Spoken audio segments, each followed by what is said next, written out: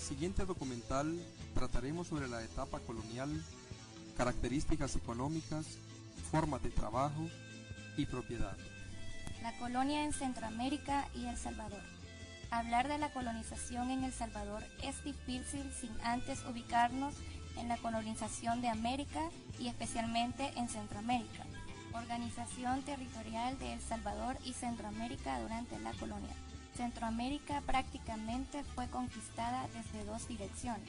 Por el norte, desde Nueva España, México, Pedro de Alvarado, enviado por Hernán Cortés, efectuó la conquista de Chiapas, Soconusco, Guatemala, El Salvador y Honduras. Y desde Panamá, Pedrarias Dávila envió varias expediciones dirigidas por Gil González Dávila y Hernández de Córdoba. Durante la colonia, el régimen administrativo sufrió numerosas modificaciones. Muchas veces los cronistas llamaron provincias a las subdivisiones de una provincia, por lo que el número de ellas varía constantemente. En 1542 se creó la Audiencia de los Confines, que incluía a Guatemala y Nicaragua. Antes de esa fecha, Guatemala pertenecía a la Nueva España. La Audiencia de los Confines tenía las siguientes provincias: Yucatán, Chiapas, Soconusco, Guatemala, a la que pertenecía San Salvador y Sonsonate, Honduras, Nicaragua y Costa Rica. Se le llamó Capitanía General de Guatemala. En 1563, el rey Felipe II crea la Audiencia de Panamá, a la que pasan Costa Rica y Nicaragua.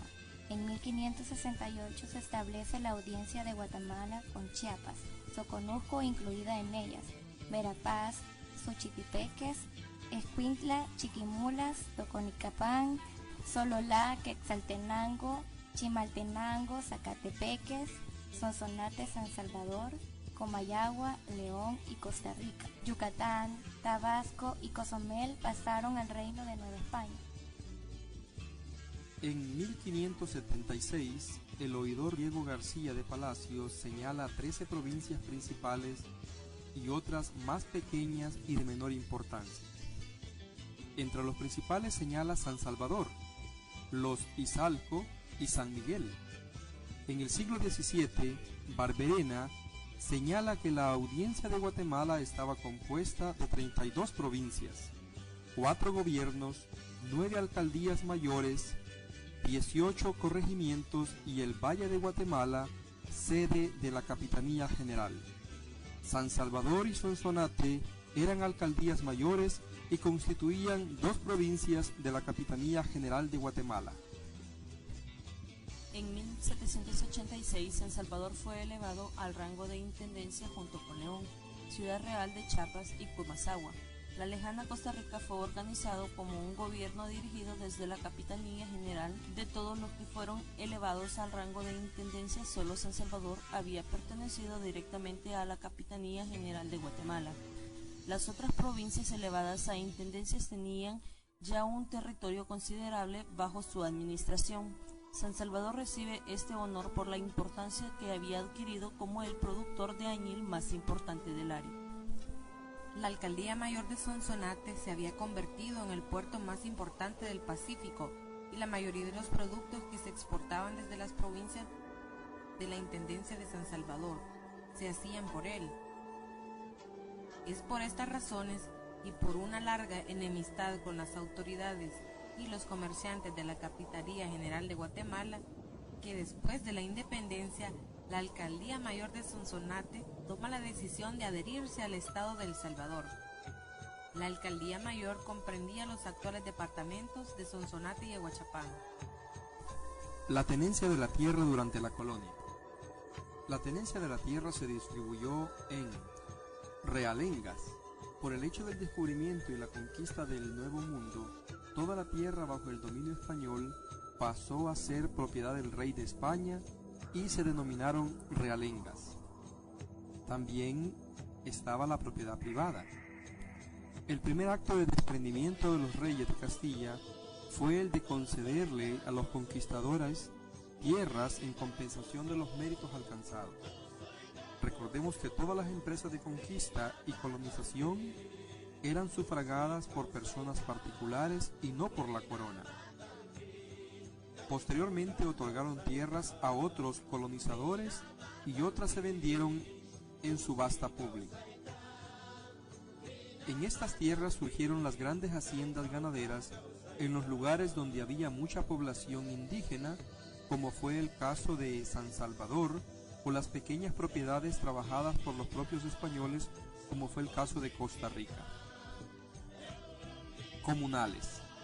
En un segundo momento, la corona española devolvió a los indios sus tierras comunales. Ejidos. Finalmente, alrededor de cada alcaldía se le concedió tierra a estas en calidad de ejido. Un ejido es una porción de tierra no cautiva y de uso público. También es considerada en algunos casos como bien de propiedad del Estado o de los municipios. Estratificación social durante la colonia. Los españoles originarios de Castilla ocupaban la posición privilegiada, tanto los que se habían establecido en el Nuevo Mundo como los que eran enviados por la corona para desempeñar puestos importantes en la administración pública como virreyes, capitanes generales, oidores de las reales audiencias, etc. Por supuesto, dentro de los mismos españoles habían diferencias y estratificaciones debido a las posiciones que desempeñaban a su riqueza. Los criollos eran los hijos de españoles nacidos en el Nuevo Mundo, que cada día aumentaban en número y que manejaban las haciendas heredadas de sus padres, el comercio y los obrajes de añil, entre otros menesteres, pero que no podían acceder a los puestos de la administración pública. El clero, algunos llegaron a adquirir muchas tierras y riquezas, aunque la mayoría trabajaba con mucho celo y pasión para la conversión de los naturales al cristianismo. Algunos, como Fray Bartolomé de las Casas, se convirtieron en defensores de los indios. Bajo la autoridad de la Iglesia estaban los monasterios, cementerios, nacimientos, casamientos. Los indígenas en el territorio salvadoreño se dedicaron a trabajar las haciendas y los obrajes de añil a través de las encomiendas. La esclavitud de la población indígena prácticamente no ocurrió en El Salvador, ya que la colonización coincidió con la prohibición de la esclavitud para los indígenas dada en las leyes de Indias. Los mestizos, a los hijos de españoles e indios se les llamó mestizos o ladinos, y al no ser criollos o españoles y no estar protegidos por la ley de las Indias, pasaron por grandes dificultades para sobrevivir. Tenían que ingeniárselas estafando o engañando a los indios. Colaboraron con los comerciantes y trabajaban en el servicio doméstico, entre otras cosas. Los negros, al no existir minas importantes en el territorio salvadoreño, muy pocos esclavos negros fueron importados. Se tiene noticia de que algunos capataces negros en las haciendas y de otros que trabajaban como domésticos. Los conquistadores deseaban descubrir y dominar las tierras descubiertas para enriquecer y engrandecer la corona española, y a la par enriquecerse ellos mismos. Tenían además algunas obligaciones como la de evangelizar a los indios, que ellos mismos no comprendían a cabalidad, por lo que en esa etapa de la vida de El Salvador deben tenerse en cuenta algunas actuaciones, características y circunstancias que brevemente se exponen a continuación. Mano de la obra indígena. Los conquistadores españoles no encontraron en Centroamérica y por lo mismo en El Salvador el oro y la plata que esperaban encontrar, sobre todo con las noticias de otros lugares como México y Perú, pero pronto constataron que en su lugar existía una población indígena que sabía trabajar la agricultura, que sabía mediante su trabajo extraerle buenas y abundantes cosechas a un número significativo de especies. Los españoles igualmente pronto concluyeron en que el método para enriquecerse era el de lograr que los indios trabajaran para ellos, dando paso a innumerables formas de abuso y explotación en las encomiendas y haciendas. Enfermedades. La población indígena disminuyó enormemente durante la colonia debido a enfermedades traídas por los conquistadores, como la viruela y el sarampión, y también por la explotación a que fueron sometidos en las haciendas, en las pocas minas existentes y en los obrajes de añil. El mestizaje. En El Salvador se dio un proceso acelerado de mestizaje debido principalmente a dos razones. 1. Los españoles, con el objetivo de supervisar mejor sus cultivos, se fueron a vivir en los asentamientos campesinos próximos a sus encomiendas y haciendas. lo que determinó la inexistencia de las zonas de cultivo y vivienda exclusivo para españoles e indios como pasó en Guatemala, sino que se dio una mayor convivencia que permitió el contacto de españoles e indios. Literal 2. Al hecho que a las mujeres españolas solo se les fue permitido venir a América entre 60 y 70 años después de haber realizado el descubrimiento, dándose mucho contacto sexual entre conquistadores y mujeres indias. Evangelización. En lo que se refiere a la evangelización se dieron grandes irregularidades por la falta de sacerdotes, ya que el primer seminario fue fundado 200 años después de la conquista. Entre tanto, los pocos curas españoles, los encomendadores y los soldados enseñaban el evangelio, cada uno a su modo. Es curioso que para evangelizar en tierras a los soldados que eran dados de baja, se les contrataba pagándole un sueldo para que fueran a enseñar un evangelio que muy poco conocían. La economía en la etapa colonial. Como el territorio salvadoreño carecía de riquezas minerales importantes, la agricultura se transformó en la base de las actividades económicas. Durante la época precolombina, el cacao estaba difundido entre las naciones indígenas, utilizado como moneda de intercambio, y el chocolate era una bebida tomada únicamente por las personas importantes de la población. El consumo de chocolate se difundió por Europa.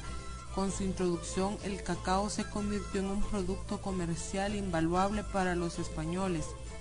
Se estima que en el año 1574 la producción anual de este cultivo ascendía a los 300.000 reales. 11 años después, dicho valor se había incrementado a más de 500.000 reales.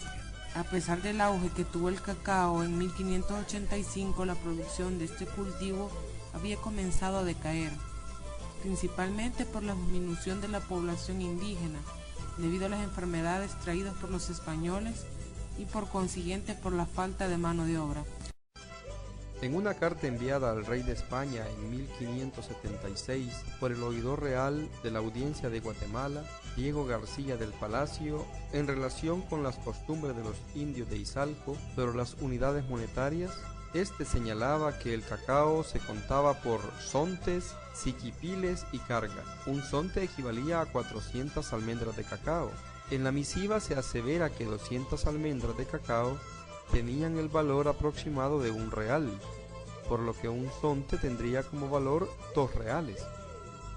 El intercambio comercial entre los indígenas durante el periodo precolombino se realizaba mediante el trueque de los diferentes productos que tenía a su disposición. Al avanzar en su civilización y desarrollo, adoptaron como medio de intercambio símbolos tales como pepitas o el polvo de oro, plumas de aves preciosas como el quetzal y por último el cacao. En la época colonial las monedas eran iguales para toda América, reales y escudos, pero tenían detalles mínimos para diferenciar unas de otras, como el lugar y las iniciales de los ensayadores de las casas de moneda. Estos últimos eran los que hacían un análisis del oro o plata usado para la acuñación de las monedas y certificaban que tuvieran cierta pureza, por eso sus iniciales quedaban impresas en las monedas. Con esos elementos se podía determinar el origen de la moneda. La producción de cacao había disminuido casi totalmente debido a la desmotivación que el indio experimentaba con la destrucción de sus dioses e ídolos y su sustitución por cruces e imágenes por parte de las autoridades e iglesia en su afán de cristianizarlo. Habiendo perdido el cacao su importancia, la producción de añil se convirtió en el factor económico más importante. El tabaco en la zona de San Vicente, único lugar autorizado para su cultivo, constituyó otro factor positivo en la economía de la intendencia. Por supuesto que los cultivos precolombinos se mantuvieron a través de toda la colonización, como el maíz, el frijol y otros, y también la caza y la pesca. Hay que resaltar que entre 1550 y 1600 y en el siglo XVII, la siembra del cacao decayó y fue sustituido por el cultivo del jiquilite, la planta que sirve de base para la elaboración del colorante del añil. Levantamientos indígenas. Como dato curioso podemos señalar que durante la colonia no se registraron levantamientos indígenas de consideración. Los que sí ocurrieron en la época independiente, como en 1833, del indio Anastasio Aquino. Es de observar que muchos indios se alejaron de las ciudades y vivieron solos con sus familias, subsistiendo con lo que producían de la tierra y también de la caza y de la pesca. Organización territorial en los primeros 2 siglos de la colonia. Desde 1540 hasta 1580, el territorio que en el futuro sería El Salvador estaba dividido de esta forma. Alcaldía Mayor de Sonsonate cubría los actuales departamentos de Sonsonate y Ahuachapán. Fue creado en 1540, siendo su primer alcalde Francisco de la Cueva. Originalmente su capital estaba en Acajutla hasta 1556, cuando Sonsonate se convirtió en su nueva capital, estando como alcalde mayor en ese momento Alonso de Paz. Provincia de San Salvador. Abarcaba toda la zona central y en el departamento de Santa Ana. Su origen se remonta a la fundación de Villa de San Salvador en 1525. Sus gobernantes llevaban el título de Justicia Mayor o Teniente de Gobernador, siendo el primero Diego de Holguín. Provincia de San Miguel. Se extiende en toda la zona oriental. Su origen se remonta a la fundación de la Villa de San Miguel en 1530, siendo Luis Moscoso su primer Justicia Mayor o Teniente de Gobernador. Desde 1534, cuando Pedro de Alvarado partió hacia Perú, las provincias de San Salvador y San Miguel, esta última sería deshabitada en 1534 debido a que muchos de sus pobladores partieron en el viaje de Pedro de Alvarado hacia el actual Perú, siendo posteriormente refundada por el capitán Cristóbal de la Cueva en 1535. Serían gobernadas por sus alcaldes ordinarios. En 1560 el rey de España, Felipe II, se dio por enterado de que había un corregidor en Usulután, el cual había extendido su jurisdicción a la provincia de San Miguel y que los alcaldes mayores de Sonsonate se habían añadido a la provincia de San Salvador debido a la falta en ambas de justicia mayor y teniente de gobernador. Por tal motivo, Felipe II ordenó que tanto San Salvador y San Miguel se siguiesen gobernando por medio de sus alcaldes ordinarios. Posteriormente, en 1575 aparece un regidor en Tecoluca. Este cargo y el de corregidor de Usulután no tuvieron continuidad. En 1579 se dio el rango de alcaldía mayor a la provincia de San Salvador y se nombró como alcalde mayor interino a Diego Galán, el cual desempeñó ese cargo hasta 1580, cuando se lo entregó a Juan Cisneros de Reynosa, el cual había sido nombrado alcalde mayor por el rey Felipe II. Este a su vez se entregó al mando en 1581 a Alonso de Nava. En ese mismo año, en 1580, se incorporó a la provincia de San Miguel a la de San Salvador, quedando el territorio que conformaría a El Salvador, dividido únicamente en la alcaldía mayor de Sonsonate, conformado por el territorio antes dicho, y la alcaldía mayor de San Salvador. Continuando con la economía en la época colonial, se puede resaltar el periodo del cultivo del añil.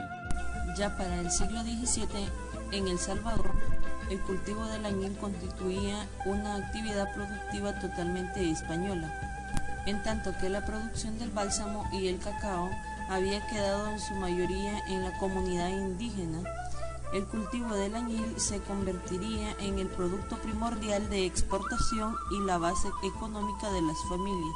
Gracias a la demanda mundial de tintes naturales, a principios del siglo XVII se envió un aproximado de 500.000 libras del añil de Centroamérica a Europa.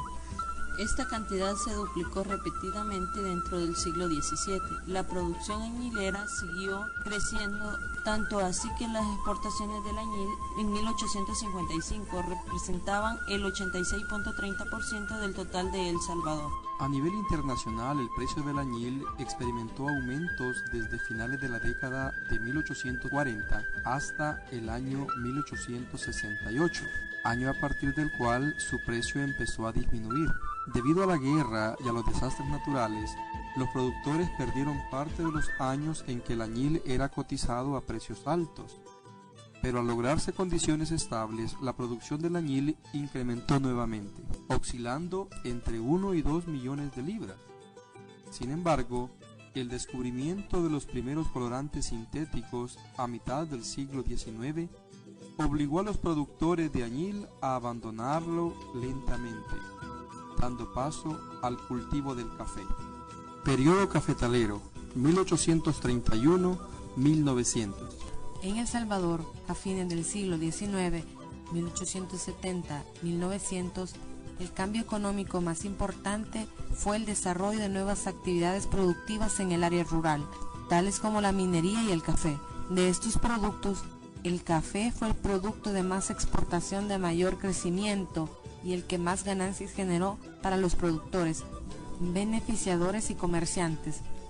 El Salvador desde los tiempos coloniales había producido café, pero no en cantidades suficientes para suplir la demanda local. La posibilidad de exportar este producto se observó hasta finales de la década de 1840. En este mismo año, la producción de café se volvía más atractiva porque los precios de añil se encontraban en un punto bajo inexplorado hasta entonces. Entre 1860 y 1980, el cultivo del café tomó un impulso mucho mayor y durante los años 1864 y 1881, las exportaciones se multiplicaron extraordinariamente. Según fuentes consultadas, el café se introdujo a El Salvador en la época de la colonia, a tal grado que se reconoce que en el año de 1740 llegó a este país desde las islas del Caribe. Se dice que el cultivo del café en Centroamérica fue con fines comerciales a partir de 1803, con la exoneración del impuesto del diezmo y de la alcabala por un periodo de 10 años a toda persona que sembrara en todo el reino de Guatemala. En el caso de El Salvador, fue en 1840, con la llegada del inmigrante brasileño Antonio Coelho, que se estimuló la producción de café en su hacienda, La Esperanza, ubicada en las afueras de San Salvador. Desarrollo y bonanza del algodón. 1855-1870. Durante la década de 1840 hubo intentos de exportar otros productos agrícolas, entre los que figuraba el algodón, lo cual fracasó por no tener las condiciones económicas adecuadas. Los esfuerzos del gobierno por aumentar la producción de algodón fueron insuficientes, pues para 1858 solo el departamento de Usulután era el que producía una pequeña cantidad de algodón. Debido a la escasez de algodón para alimentar a los telares, el precio del algodón comenzó a aumentar y los precios del añil disminuyeron, lo que incentivó a los productores salvadoreños a sembrar algodón, convirtiéndose de pronto en el negocio más llamativo. Para 1863 se exportó algodón por primera vez. En un inicio, el algodón debía enviarse a Nicaragua para procesarlo. Posteriormente, las empresas inglesas introdujeron todos los instrumentos necesarios para procesar el algodón en el país antes de exportarlo, creciendo de esta manera el interés por cultivar la fibra. La producción algodonera comenzó a descender en 1866, pero a pesar de eso seguía cultivándose en 1868. Además, el entorno ecológico de la zona costera salvadoreña dificultaba el cultivo debido a las plagas. Hubo que esperar que se crearan insecticidas efectivos hasta el siglo XX para retomar el cultivo del algodón a gran escala.